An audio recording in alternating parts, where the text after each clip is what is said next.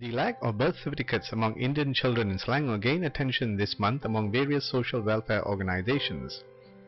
They said that while many promises were made before the general elections regarding Tamil children without birth certificates, those who said they would address the issue have remained silent ever since.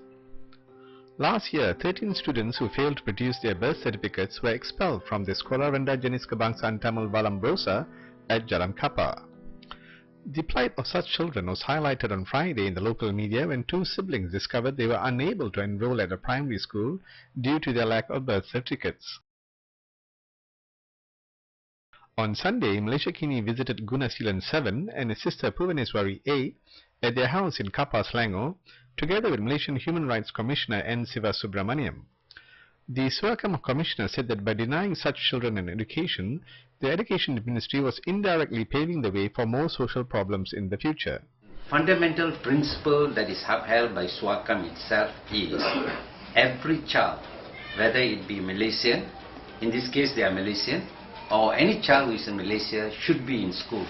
They cannot be in the house whiling away the time. While you can use documentation to stop them from going to school, as they grow up, they will be a national problem, like the one we have, street children in Sabah. They are going to be a problem for the nation. So, in the meantime, to get a birth certificate, it takes a long time.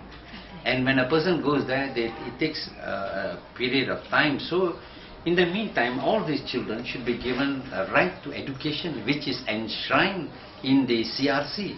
And Malaysia is part and parcel of the convention that has been enshrined, and Suakam believes that these children should be in school, not at home. He said most cases of children without birth certificates were due to the negligence of the parents, as the children were born out of wedlock or due to traditionally married couples who failed to legalize their marriages.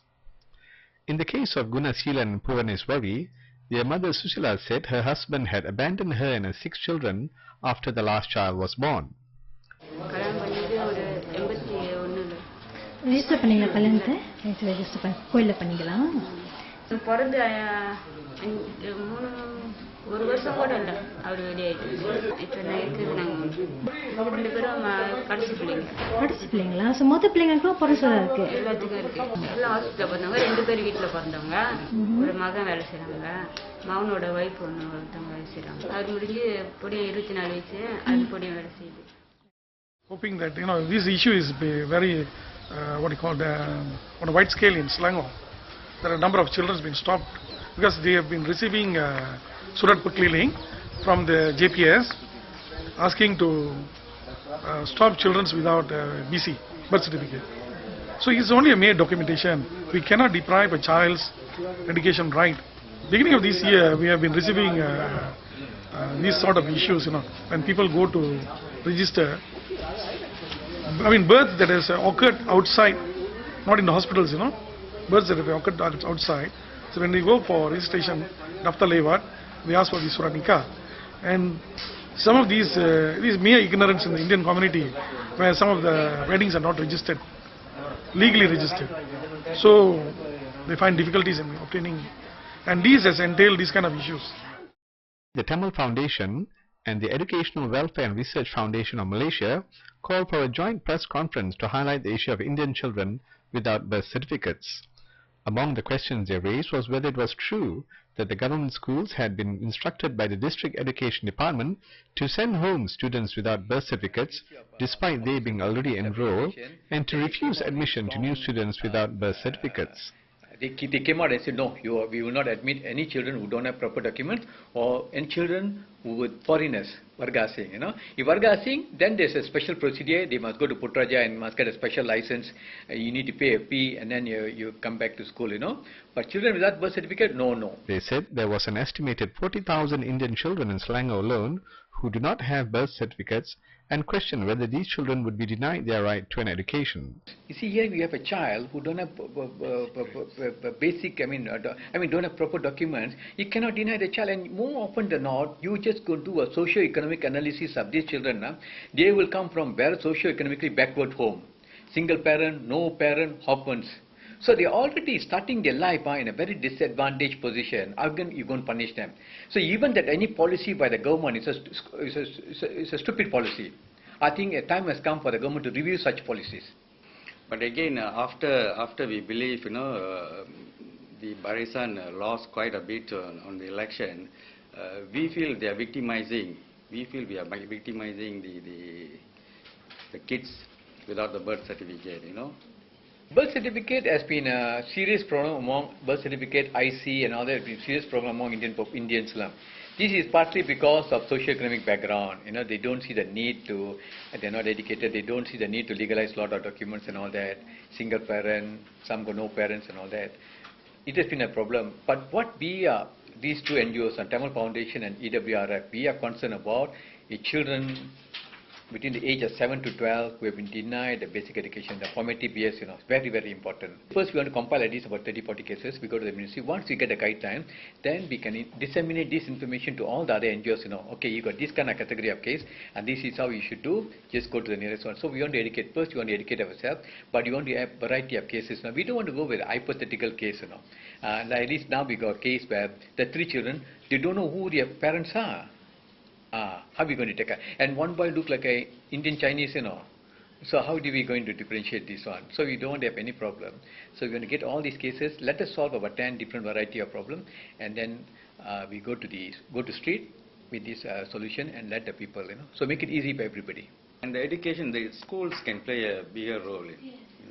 They can encourage. They can, the headmasters, the school administration actually go around their area.